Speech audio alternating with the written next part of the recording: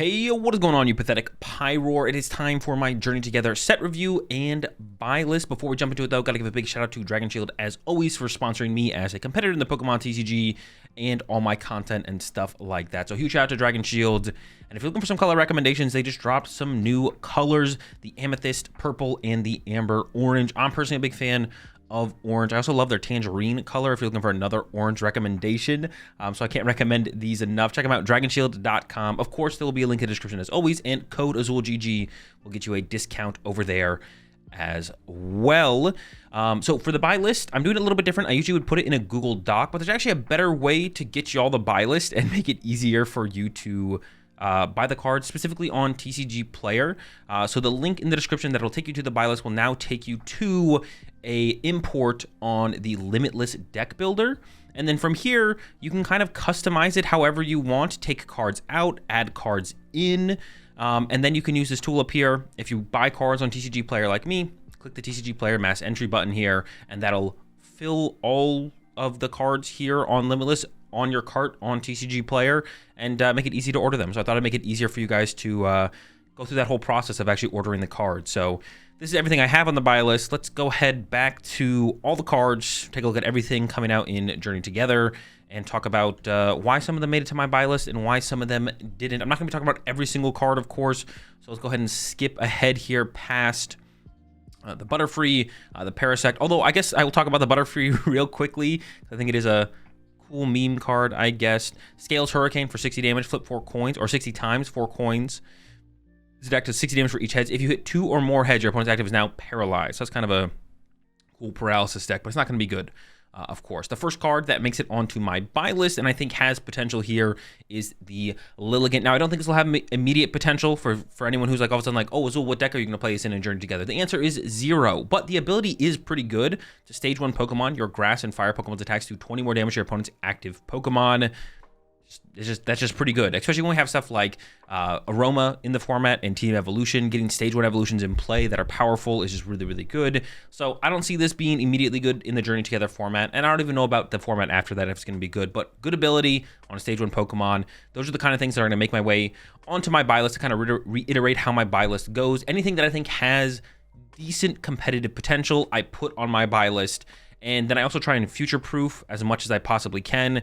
If a basic evolution, like even if there's like a better Petilil in the format currently, but it would rotate when this one wouldn't, I will add the new Petilil to my buy list. So just basically so you guys know what's going to be on my buy list and why it's on my buy list. Anything that I think has decent competitive potential in the future, based on how powerful I think the card is, and then I try and future-proof as much as I possibly can.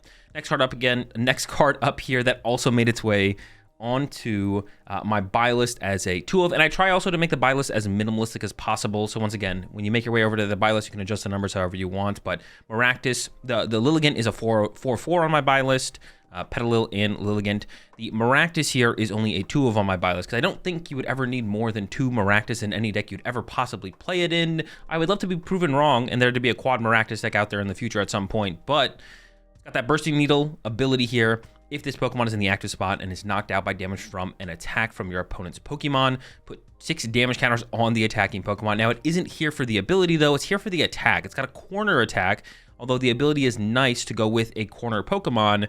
For a colorless energy, 20 damage during your opponent's next turn, the defensive one can't retreat. Now, even recently, we've seen corner Pokemon be super powerful in recent metagames. Mawile and Gardevoir, corner Ogre or Water Pawn with its corner attack in Control or other kind of like stall decks, as well as even in Lugia as a win condition in some matchups. So yeah, the whole corner, your opponent can't retreat attacks have been consistently decent index for certain matchups in the Pokemon TCG, and I don't think there's another one out there that attacks for a colorless energy right now. And even if there is, maybe Maractus is the better way to go because of its ability, because it attacks for a colorless energy, its HP, who knows. So made its way to the buy list as a 2-of. I'm going to skip through a couple of these here because there's nothing spectacular going on. I did add the Meowscarada to my buy list as a 1/1/1 because by the time this Sprigatito, well, two or three rotations from now, this could be the only Sprigatito, Florgato, and Meowscarada in format. So it's a 1/1/1 on my buy list. It's got the ability, once on your turn, you may Use this ability if this Pokemon is on your bench, switch it with your active Pokemon. We did have a time where there's a Gengar that has a similar ability that was okay in the format in Charizard as an answer to stall. We could end up in a situation in the future where you need something similar like this Meowscarada. So it made its way to my buy list as a 1/1/1, a little bit of an anti-stall, anti-retreat lock card. Like I just talked about the Maractus there. It's an anti-Maractus card right here in this Meowscarada. And when the Gengar rotates, this will still be in format. So this made its way to the buy list as well. Up next, we do have this Magmortar here I'll talk about. It didn't make its way to the buy list, but it's got that ability, Magma Surge. During Pokemon checkup, put 3 damage counters on your opponent's burned Pokemon. So there could be some cool meme deck with Magmortar and Volcanion that is coming up that we'll talk about here in a second. Maximizing for as much burn damage as possible. And who knows, maybe you build it around Badoo as well. So you're like burning your opponent's Pokemon, Badoo's getting in there and item locking them, punching them for 10 damage. Could be something like that. I feel like the poison is still a little bit stronger for Badoo to do that with Mochi, but this could be another way to play a Badoo deck. Or maybe you play both. Maybe you burn them and poison them, and then punch them with a Badoo with a Mochi for maximum damage while they're item locked. That might be the move. That might be the move. Blaziken did make its way into my buy list as a 3/2/1 line here. Blaziken EX has that ability, Overflowing Spirit. Once during your turn, you may attach a basic energy card from your discard pile to one of your Pokemon. Its attack is nothing spectacular. Burning Assault for a fire and a colorless. 200 damage during your opponent's next turn. This Pokemon can't attack. So nothing crazy for the attack, obviously, but the ability is decent, and it's really neutral. It accelerates any basic energy to any of your Pokemon, so it can be played with basically anything. I worked on a Mamoswine build the other day, and Blaziken ended up in it, which I'll be sharing that with y'all here on the YouTube channel soon, but yeah, really neutral energy acceleration. Definitely think it could find a home in the future. Besides Mamoswine doesn't seem ridiculously powerful, but I think Mamoswine might be its first home. Up next, we got Ends Darmanitan. Once again, this one did make its way onto the buy list with all the other Ends cards, of course. So 4/4 Ends Darmanitan on the buy list. It's got that backdraft for the first attack. 2 colorless energy. This attack does 30 damage for each basic energy card in your opponent's discard pile. So nothing crazy, to be honest with that. I was theorizing probably the best matchup that this first attack is good against is probably Golden Go, because Golden Go is weak to fire, and to pull off attacks, it does end up with a lot of energy in its discard pile. The second attack here, Darmana Cannon, for 2 fire and a colorless, 90 damage, discard all energy from this Pokemon. This attack does 90 damage to one of your opponent's benched Pokemon. So one of the few powerful snipe Pokemon in the format. And of course, I'm sure a lot of you know what Enzorok does. This is going to be one of the Pokemon, maybe the Pokemon Enzorok is going to be trying to copy throughout games, doing the 90-90 snipe, re-accelerating energy into play with the Ends energy acceleration item. Here's that Volcanion I was talking about. Now this actually, even though the Magmortar didn't make its way to my buy list, I did put the Volcanion EX on my buy list. Once on your turn, if this Pokemon is in your active spot, you may make your opponent's active Pokemon burned. Now that doesn't seem anything like too crazy probably, but burning your opponent's active Pokemon is decent. It's literally just like plus 20 damage. It's like a plus power basically. So if you're playing a deck that has, I don't know, Latias in it, this thing does have 3 retreat costs, but if you have Latias, it basically has free retreat, of course. So if your opponent takes a knockout, you can push up the Volcanion EX, burn your opponent's active Pokemon, and then retreat into your attacker, and then attack with your attacker, and that 20 damage could be the difference maker, right? So definitely, I think we'll find a home in that kind of way in the future in a deck. One situation I can think of right now where it could come up would be up against Pikachu EX, specifically in like the Terra Box style deck where Pikachu's a good attacker in quite a few matchups. You could utilize this to burn and effectively break the Pikachu's ability. You like knock out the Pikachu with your damage, and it would survive because of its ability, but then in between turns, it only has 10 HP left. It would take 20 damage from burned, and it would get KO'd by the burn damage from the Volcanion EX. So definitely, I think, a decent card for sure. Move along here. The Ludicolo did not make its way onto my buy list, but it's got an okay ability. Each of your Pokemon in play gets plus 40 HP. The effective Vital Samba doesn't stack. I think if it did stack, there could be something pretty cool that you could do with like a, I don't know, some kind of like quad Ludicolo healing style deck. Things could get kind of crazy, but unfortunately it doesn't stack. So only plus 40 HP I don't think is enough to put this thing, to put anything over the top to make this a worthy inclusion in the future. So yeah, Ludicolo did not make its way onto the buy list. Moving right along here, we get to the Iono's cards, which we will talk about, but I will go ahead and say ahead of time, Iono did not make its way into my buy list. I don't have faith in this archetype. I did put together a build the other day on my stream, which I will be sharing. Actually, it was earlier today on my stream that I will be sharing with y'all anyways. Of course, I'm going to be playing all the good decks, all the bad decks, all the meme decks, all the fun decks. So I'm definitely going to be giving Iono a shot, but can't just put everything on the buy list. Got to try and be a little bit picky. And yeah, Iono didn't make it, but Iono's Voltorb will be the main attacker in the Iono's deck. 2 colorless energy, does 20 damage plus 20 more damage for each light energy attached to all of your Iono's Pokemon. We move along here, we'll see some more of those. Ooh, I'll mention this Joltik here real fast. Ends Joltik did make its way onto my buy list as a one of. Could be a cool tech card in the Ends deck, depending on what's popular in the meta. Because for 2 colorless energy, just 30 damage. Before doing damage, discard all Pokemon tool cards from your opponent's active Pokemon. If you discarded a Pokemon tool card in this way, your opponent's active is now paralyzed. Automatic paralysis is never a bad thing. Obviously, the condition is it has to have a tool card. But yeah, I could see this little guy making a big difference in the Ends deck in a matchup, or maybe 2 in a metagame in the future. So definitely worth having around, especially if you are someone who's likes the idea of the Ends deck. Up next, we got the Tapu Koko EX, which not only could be a powerful attacker in Miraidon, which Miraidon took a pretty big hate after rotation. Another deck that I did a build with earlier today that I'll be sharing with y'all here on the channel soon. Koko did not make the cut initially, but I think there's hope for this, not just as an attacker in a Miraidon potentially, but also as a counter card for Melodic. It's got that Thunder Connect, Lightning and Colorless. It does 60 damage plus 20 damage for each of your benched Pokemon. Melodic is a pretty good wall card in the format right now. Specifically, is annoying for Dragapult to deal with, but it is weak to Lightning. So theoretically, you could play this in Dragapult. Dragapult already is playing Crispin. If you include this and 1 basic Lightning Energy, you have an attacker that can one-hit KO Melodic, which sounds pretty good to me, because that's basically the only thing in the wall deck that really stops Dragapult from playing the game. Everything else is pretty manageable for Dragapult. So I could definitely see this not only being a potential attacker in Lightning decks, whether that be Miraidon or something else, could also see this being a solid inclusion as a counter card for some of these wall decks going around. All right, now we're getting to the rest of the Iono cards. The Iono's Belly Bolt EX. This is going to be our main form of energy acceleration for the Iono deck, of course. As often as you like during your turn, you may attach a basic lightning energy from your hand to your Iono's Pokemon. And then for Lightning Colors, 230, during your next turn, this Pokemon can't attack. But you probably won't be attacking with it very much. You're going to be attacking with that Voltorb, like I mentioned earlier.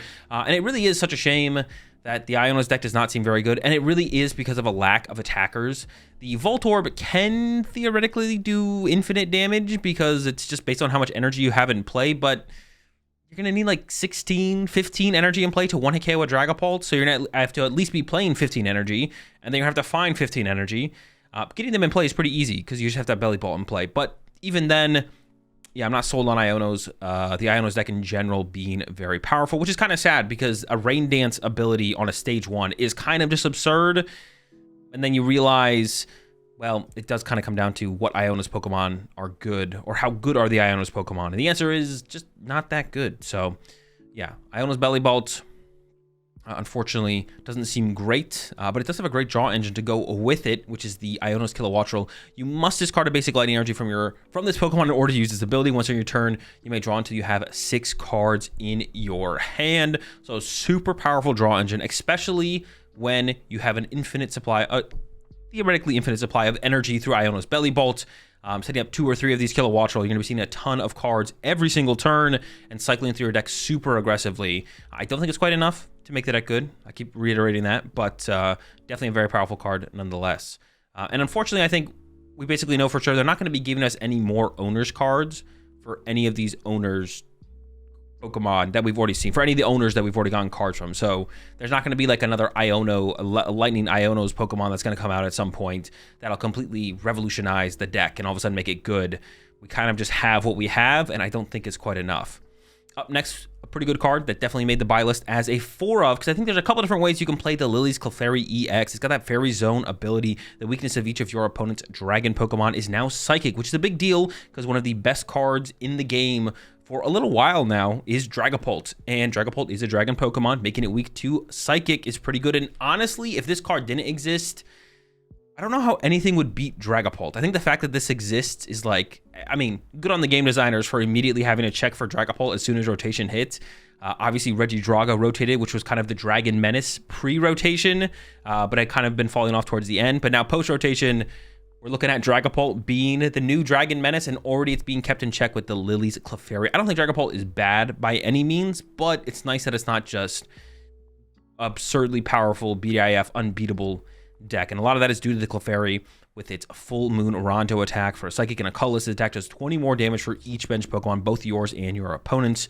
The main way people are playing this is in stuff like Gardevoir, so it does change the weakness of Dragon Pokemon to Psychic, but not just for Clefairy, but for any Psychic Pokemon. So you can knock out a Dragapult with Gardevoir EX, or a Drifloon if you really want to. I recommend using Gardevoir EX, but, you know, do what you want. One of the main reasons that you can only do it with a couple decks, though, is because it does depend on your opponent's bench. Because if you have a full bench, we're looking at 120 damage times 2 if our opponent has 0 bench Pokemon. So 140 if they have 1 bench, 160 if they have 2 bench, which is enough to 1-KO the Dragapult. But theoretically, the Dragapult player could play things pretty slim as far as the bench go and stay out of range. So decks like Gardevoir will be able to still 1-hit KO the Dragapult, and decks like the Terra Box that play Area 0, so you can make your bench super wide, so it doesn't matter how many bench Pokemon your opponent has, can also utilize that Clefairy to take big 1-hit KO. So it's currently being played a lot as a tech one of in a lot of decks, the Terra Box, the Gardevoir, stuff like that, to deal with Dragapult. But I do think there is potential for like a quad Lily's Clefairy deck that not only utilizes the Clefairy, but also the tool card that makes the Lily's Pokemon it's attached to cost 1 less prize card. 190 HP Pokemon that's doing, I don't know, 160 plus damage or around that much. For only 1 prize card sounds pretty good to me. So I think there's a couple different ways that Clefairy can be played. So it made its way to the buy list as a 4 of. Moving along here, we have this Banette. Did not make its way to the buy list. I don't think this card is actually very good. It seems good. Like, you read it initially and it seems okay, especially with some of the cards you can combo it with. But I don't think this deck has like a way to win games in the Pokemon TCG besides being annoying. Well, it's going to be annoying, but it's still going to lose. It's got that Cursed Speech attack for a Psychic Energy. Your opponent shuffles 3 cards from their hand into their deck, which you can combo with quite a few cards in the format. Xerosic, or Unfair Stamp, or Iono in the late game, putting your opponent down to 3 or less cards in their hand, and then taking all those cards and putting them back in their deck. The problem is, at that point, how are you winning the game? And also, if they just have a Mew EX or a Dracloak on their bench, I think they'll be okay. So yeah, the Banette, cool meme. Maybe some cheesy decks can be made out of it, but I don't think there's anything real there. We got the Sigilyph and Sigilyph here on the buy list as a 1 of. Victory Symbol is the main attack we're looking at here for a Psychic and 2 Colorless Energy, but if you're using Zoroark to copy it, it'll cost just the 2 Dark Energy on the Zoroark. If you use the attack when you only have 1 prize card remaining, you win this game. This could also be theoretically charged up and utilized through the Slowking in the Slowking deck, or in a Gardevoir EX deck. Overall, if you have 1 prize card left, you probably have other ways to win games. So this isn't really necessary. Simply playing like another Boss's Orders in your deck is probably going to be higher value because it's not limited to just the end of the game, but you can use it any point in the game, including the end of the game, to win the game. But I think there could definitely be a matchup that comes up where an ends deck, you get all the way down to 1 prize card, but it's just really hard to ever draw your last prize card. It's really easy to get to 1 prize card consistently, but then you just can't get that last prize card, whether it be running out of Gust effects or your opponent's able to build a board where nothing is able to be KO'd, and that's where the end Sigilyph could come in clutch in a matchup or two for the end Zoroark deck. So have it as a 1 of.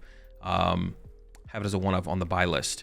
I also added the Lily's Rabombi to my buy list as a 2 of, because I think it could be a pretty powerful disruptive card, not in a Lily's deck specifically, but its ability once on your turn when you play this card from your hand to evolve one of your Pokemon. You may look at your opponent's hand, choose any number of basic Pokemon you find there, and put them onto their bench. So a potentially pretty powerful disruptive card, especially if you combo with some kind of retreat lock strategy like we've seen fairly recently with Snorlax Stall. And I did just talk about that Maractus earlier in this video that can retreat lock your opponent's Pokemon. So yeah, Lily's Rabombi could be the next thing to help that move along. We still have Flute in the format. We still have Erica's Invitation. This is a different way to interact with getting basic Pokemon on your opponent's bench. Not necessarily better than Flute overall, but I could see this being a little bit more powerful than Erica's Invitation. Also, you get to like kind of use it alongside other cards. Like you can use Lily's Rabombi and then go play Arven to get Counter Catcher and then Counter Catcher up the Pokemon you put in play. But if you play Erica's Invitation, that's your supporter for turn. You're kind of locked into that, of course. Yeah, Lily's Comfey here did not make its way onto the buy list. I don't think there's like a potential for like a full Lily's deck. It's kind of just like Lily's Clefairy, and then all the other Lily's cards are kind of whatever. If there was, though, this card would be pretty good in it. Obviously, it's got that Flower Call for a colorless energy. Search your deck for any number of basic Lily's Pokemon and put them onto your bench, then shuffle your deck. Get a couple Clefairies, get a couple Lily's Cutie Fly, you're cooking. Who knows? Maybe something like that could be decent. It would be pretty cool to see something like that work. You could even play Flutes as well and just like really try and fill up your opponent's bench with a bunch of junk as fast as possible. That could be a pretty cool deck. Who knows? Maybe there's something there. Let's move along, though. And no, Alchemy EX isn't there. I don't think there's like a meme deck that's good with Alchemy EX. I wish there was, but I don't think there's really anything there. Mamoswine EX. I really love this card. I really love its potential. It did make its way into my buy list as a 4/4/4 line, and that might make a little bit more sense once we get into the Mamoswine EX here. I will also shout out the Pillow-Swine. It's got a Call for Family attack, which is pretty good. 1 colorless energy. Search your deck for 2 basic Pokemon. We don't want to be using this very often, though, because we want to be using TM Evolution, but better to have that than not. And then Mamoswine EX for 2 fighting energy does 180 damage and then 40 more damage for each of your stage 2 Pokemon on your bench, which can be hard to do to get that many stage 2 Pokemon into play, but its ability does help us out there. Once in your turn, you may search your deck for a Pokemon, reveal it, and put it into your hand, then shuffle your deck. That's pretty good ability. You can kind of chain Mamoswines. Like I said, I got a build that I'll be sharing with y'all. It's got the Mamoswine, Pidgeot, Blaziken, and it's got a pretty cool tech stage 2 for the metagame right now as well. But yeah, Mamoswine, I think it's got potential. I'm excited for this card specifically. I don't know what about it I'm so excited for, but I really am excited for the Mamoswine. Let's keep going here. Got this Lycanroc here. Probably could make a cool meme deck. It doesn't seem like anything crazy competitive, but it's got that Entangling Spikes ability. When you play this card from your hand to evolve one of your Pokemon, you may attach up to 2 Spike Energy from your discard pile to this Pokemon. We'll get the Spike Energy later, but it deals 20 damage whenever the Pokemon that has the Spike Energy attached to it is attacked. And then for Colorless, Grabbing Fangs, 40 damage plus 40 more for each damage counter on your opponent's active Pokemon. So theoretically, you set up 1 Lycanroc, it punches, then your opponent punches into the Lycanroc that has the Spike Energy, and then you're like, all right, cool, you took some damage, now I attack with my next Lycanroc that gets set up through its ability and the Spike Energy that were just put in the discard pile, and you kind of just repeat that process is the idea there. But when you kind of do the math on how much damage you're actually going to be dealing, I think you start to realize, oh wait, you're just not doing enough damage. And that's how I currently feel about this deck. This deck is just not doing enough damage. Maybe with Vengeful Punches, it could get there. Vengeful Punch might be the answer. Vengeful Punch is actually pretty good in this format in general in a couple different decks. And that might be enough to put the Lycanroc over the top. But just like the 40 damage, if you just have 2 Spike Energy on the Lycanroc and they take 40, then you're only looking at, 200 damage from your next Lycanroc. So 240 total. I mean, that can KO stuff like Raging Bolt. So maybe this will be able to stand up to decks like that. Or maybe even Archaladon. We need like another damage counter too. But stuff like Dragapult sounds like it's going to be pretty tough to deal with for the Lycanroc Spike Energy deck for sure. That sounds like a little bit too much to overcome. All right. Move along here to the Tyranitar. Didn't make its way into my buy list, but I'm actually excited to try this card out for sure. Despite that, could definitely be a pretty cool meme deck. While this Pokemon's in the active spot, your opponent can't play any item cards from their hand. Super powerful ability. And to be honest, the last time I reviewed this card, I completely forgot that we've had this ability before. I was like, this ability is broken. What the heck? We've never had anything like this, but we have. We've had Trevenant. These are like kind of some old cards. I'm sure a lot of you don't know the ones I'm talking about. There was a Trevenant. It was a stage 1 that had the exact same ability. And there was a... Man, there was one more. Oh, Gothitelle. That one's even older than the Trevenant. Maybe they're about the same time. No, I think Trevenant came out after Gothitelle for sure. But same ability as the Tyranitar. While it's in the active, your opponent can't play items. And back then, it definitely was a little bit more powerful. Because I don't even think we had like Lysander or Boss in the format, if I remember correctly. Or at least at some point we didn't. But yeah, it's got that Crackling Stomp attack here as well for a Dark Colorless of 150 damage. Discard the top 2 cards of your opponent's deck. So the attack isn't anything crazy. 190 HP is decent. Doing 150 damage is okay. The attack cost isn't too costly. Stuff like EXP share and counter gain can be utilized as well. Crispin even. And we're item locking them throughout the whole game. So ideally, because we can also be playing Badoo, so we can choose second, attack with Badoo first. They get like 1 turn of items still, I guess, on their first turn. Attack with Badoo, put them on the item lock, and then turn 2, Candy T-Tar, continue their item lock. Ideally, and then hopefully our opponent never gets to play an item. Now they could boss around the Tyranitar and get access to the items, or they could Iron Bundle us. Hopefully we have 2 T-Tar set up, and then that could also save us. But that's kind of the goal with this one. I think it'll be a cool meme deck, but that's about it. Ends Purloin here. I think this card does have potential in the Ends deck. It did make its way into the buy list as a 2 of. Its attack for a Dark and a Colorless, your opponent reveals their hand, put a card you find there on the bottom of their deck, and you also do 30 damage. So I think this has potential because in the end game with the Ends deck is kind of a win from being behind style deck, a lot of counter catching, a lot of Ionoing, a lot of using Darmanitan snipes a lot. And I think it would be cool to maybe have a card like the Purloin that would allow you to handlock your opponent. If you Iono them down to like 2 or 1, hit them with the Purloin, take one of the cards out of their hand. Now, there's a decent amount in the format right now that makes this kind of hard to be like a solid win condition. Got stuff like Mew EX, Dracloak, but in the future, possibly, I could see some kind of like, I don't know, Ends control decks, like Zoroark Ends control deck being good. Or maybe just playing like a 1-of Purloin in Zoroark is just like worth it. You're also doing 30 damage. So if you're hand locking your opponent and they're doing nothing, you're at least doing 30 damage turn after turn after turn, which could build up to a point where you get enough damage in play to then all of a sudden close out the game with like a Darmanitan attack or something like that. So Ends Purloin made the buy list as a 2-of, and of course the Zoroark made it to its way to the buy list as a 4-4-of, Ends Zoroark EX. I am not super hype on Ends Zoroark, but I think the potential's there. One of the problems, especially moving forward for Ends Zoroark, is Shaman is being printed, not this set, but the next set. So there will be a decent format where the Darmanitan can kind of run wild for the Ends deck, but eventually we're going to get Shaman, and that'll make things a little bit more awkward for the Darmanitan attacks for sure. But I think there will definitely be formats in the future where Shaman is going to be a little bit lacking. People are not going to be playing it as aggressively, just due to a lack of snipe decks being around, and that's when like End could maybe pop in and out of the format based on that. But it's got the trade ability, super strong ability. You must discard a card from your hand in order to use this ability. Once on your turn, you may draw 2 cards, and then the attack, the Night Joker for 2 dark energy. Choose one of your benched Ends Pokemon's attacks and use it as this attack. So we're going to be copying the Darmanitan, the Reshiram, which we'll talk about here in a little bit. The Purloin and the Joltik are a little bit more niche, so it really is just the Reshiram and the Darmanitan that we're going to be taking constant use of for sure. There's also the Ends Klinklang, but we're not going to talk about it because it sucks. Up next, we got the Magearna. It did make its way onto my buy list as a 2-of. There's actually been a Pokemon in the past that I actually played to a regional championship. It was a Miltank with, I forgot, Moo Milk was maybe the ability. I actually got second at that regionals. As long as this Pokemon is in your active spot, whenever you attach a fire energy, whenever you attach an energy from your hand to one of your Pokemon, heal 90 damage from that Pokemon. I think the Miltank was heal 100 damage, and the reason I said fire energy was because the deck I played it in was a Reshizard deck, where you could use Welder, which accelerated energy from your hand to your Pokemon. So you could heal like, I think it maybe was 90 actually. So you could heal like 270 damage from your Pokemon. Now, none of the Pokemon had more than 270 HP, but you could heal them for quite a bit. So that was kind of cool. And I could see Magearna getting that kind of value as well in the future in a deck or two. So yeah, I'm hyped on the Magearna. I like it. Also, it's a decent attack. The Spike Draw for a colorless energy, 20 damage, draw 2 cards. Like, you can't really complain when one of your support Pokemon has an attack like that. So that's also decent. Hopzation EX made its way to the buy list as a 3-of. There's definitely some interesting ways to play the Hops deck. The most popular one and most successful one from what I can tell is the kind of spread Monkey Dory Hops deck. It doesn't even play Metal Energy.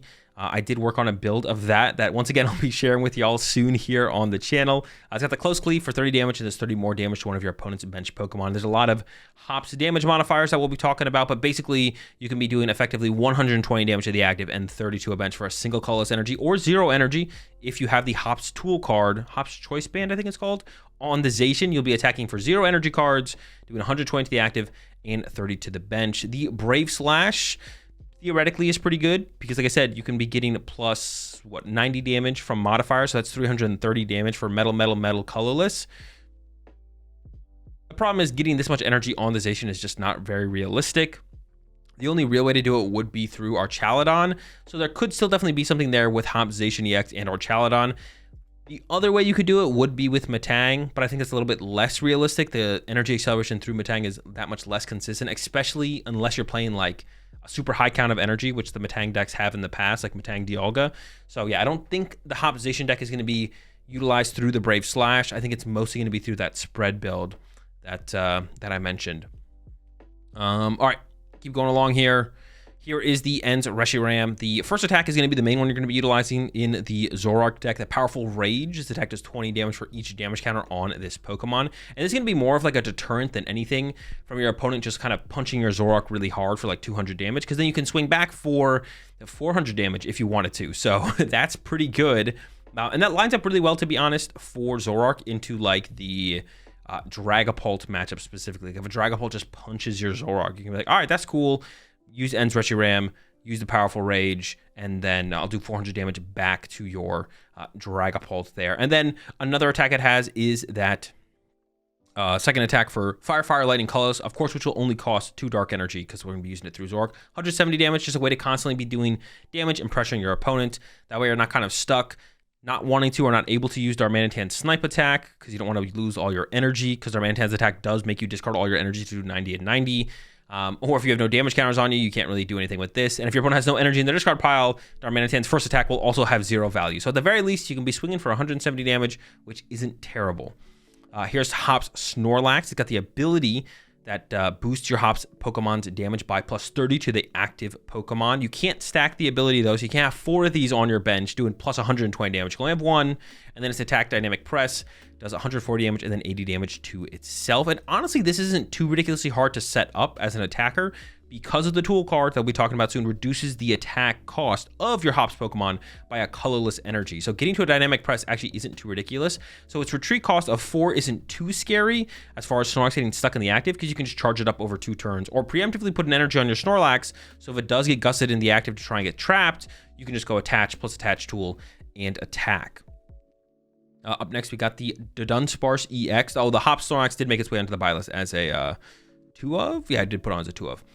The Dunsparce EX is on the buy list as a 1 of. It's got that adversity tail here for colorless energy, does 60 damage, 60 times the number of your opponent's EX Pokemon in play. So that can be hitting pretty hard or not very hard at all. But if you're playing a Dunsparce engine deck, you're probably including 1 Dunsparce EX as a option for an attacker. And it's got the Drill Break, which will probably be a less used attack on the card for 3 colorless energy. This attack's damage isn't affected by any effects on your opponent's active Pokemon, but that can be pretty good to attack through stuff like Cornerstone, Ogerpon, and other Pokemon, like other wall Pokemon like that. So yeah, the Dunsparce EX is actually pretty good. It's actually like kind of sitting here thinking about it and thinking about the second attack as well. Like that's like a nice little extra thing to have here, the Drill Break. You do have to be playing like a Dunsparce engine deck, which I wouldn't say like the Dunsparce engine is like that ridiculously strong. It's like fine. It's kind of like the best we have now with B-Barrel and stuff like that rotated. But yeah, it's not that good. Yeah, it's not that good or anything like that. It's okay. Up next, we got Hops Dubwool, which hasn't really found a home in a Hops deck, but it seems to have found a home in our Chaladon. And I think it's just a very powerful Pokemon overall. When you play this Pokemon from your hand to evolve one of your Pokemon during your turn, you may switch in one of your opponent's bench Pokemon to the active. So it's a Gust effect on a stage 1. Those have always been pretty good. I don't think this one's any different. I think it's a super powerful card. Like I said, people aren't really playing it in the Hops deck. It is a Hops card, but our Chaladon, it's definitely found a home in our Chaladon.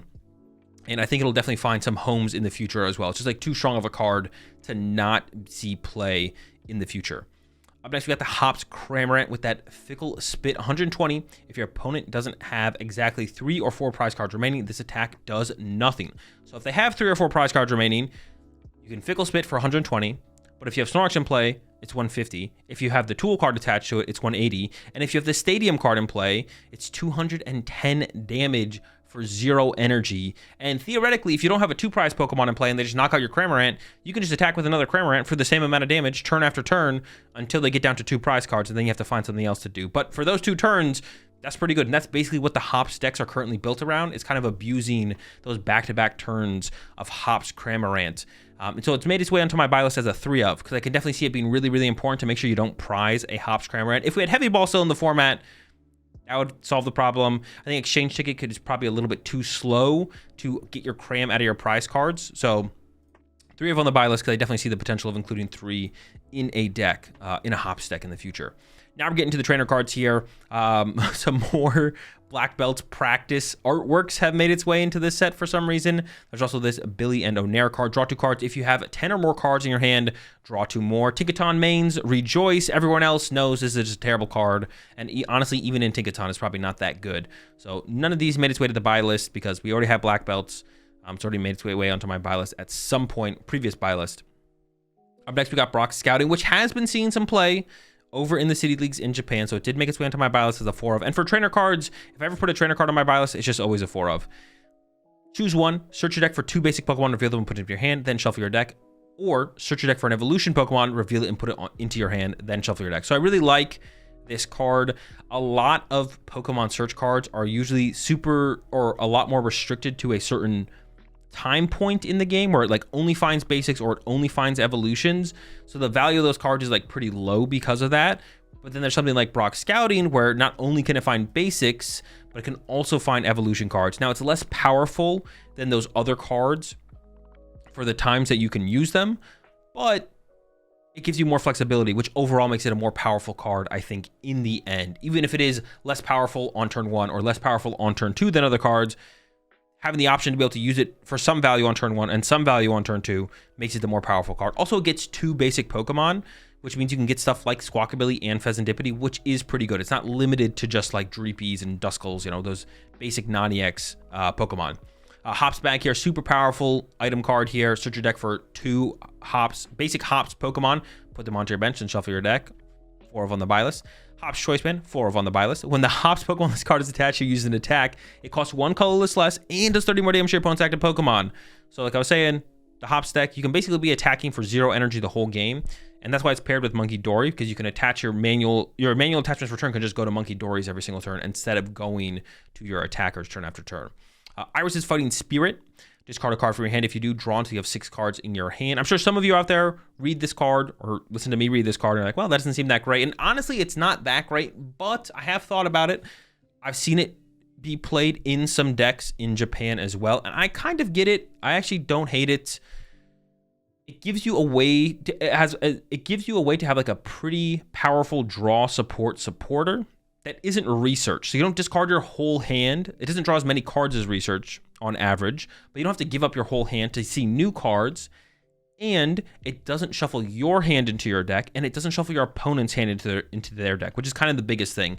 There's been moments in the past where I would be playing a deck like Charizard specifically, where I've included like a 1 of research in it in the past, and it felt really nice to just have a draw supporter that allowed me to continue to see new cards that was more powerful than Arven, but didn't give my opponent new cards like an Iono or a Roxanne or something like that. Like I knew my opponent's hand was dead.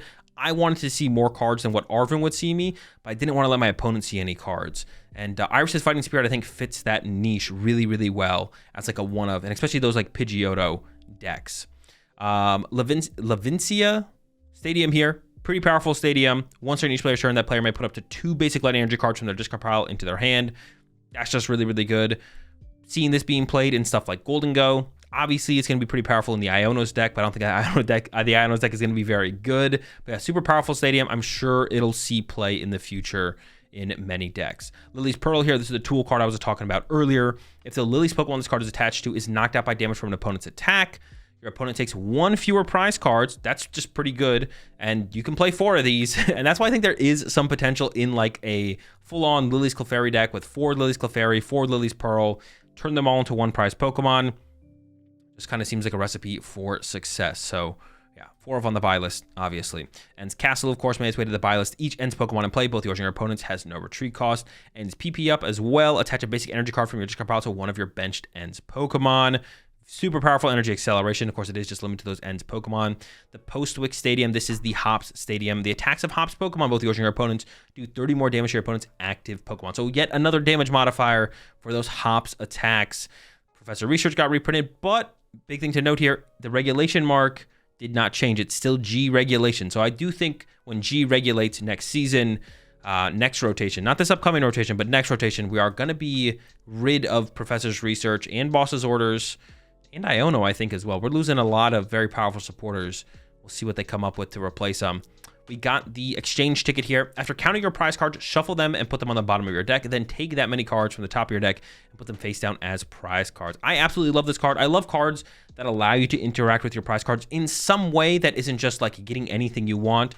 We've had Town Map in the past for any of you old heads. We had Heavy Ball most recently, and they're not leaving us stranded with Heavy Ball rotating. They're giving us the exchange ticket, another way to interact with our prize cards. That's unique compared to what we've had in the past, and I think still pretty solid as a way to make sure that prize cards don't hurt us too much with poor variance in a game. I got Ruffy in here. Did make its way onto the buy list as well. Choose one of your opponent's Pokemon, discard a Pokemon tool, and special energy from that Pokemon. So we do have another way to interact with tool cards besides just Jamming Tower in the format, but it is a supporter and it is pretty slow. So if we're specifically trying to deal with tool cards, Jamming Tower is still probably the way to go. But if there's ever a deck out there that has annoying tool cards and special energy in it, then Ruffian could definitely find a home in some decks. Super Potion, heal 60 damage from one of your Pokemon. If you do, discard an energy attached to that Pokemon. Pretty powerful healing card. Don't think it finds a home right off the bat in any deck, but I do think this has that potential in the future. So 4 on the buy list. The Spike Energy, despite the Lycanroc not making its way onto my buy list, I did add Spike Energy to my buy list. You never know when there's going to be a deck out there that doesn't really care about what energy are attached to it and has plenty of energy acceleration to it.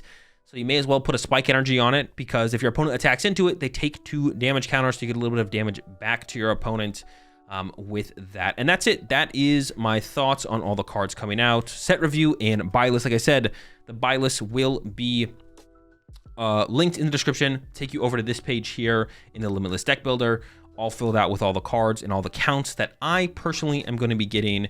And like I said, you can use that tool specifically if you buy on TCG Player. Click on that TCG Player mass entry. It'll fill it all out for you on TCG Player and put it in your cart. You can get all the cards you want. All right. That's it. That's all I got. I'll catch y'all in the next video, coming at you soon with some deck profiles for new archetypes, old archetypes updated in the rotation Journey Together format. See ya.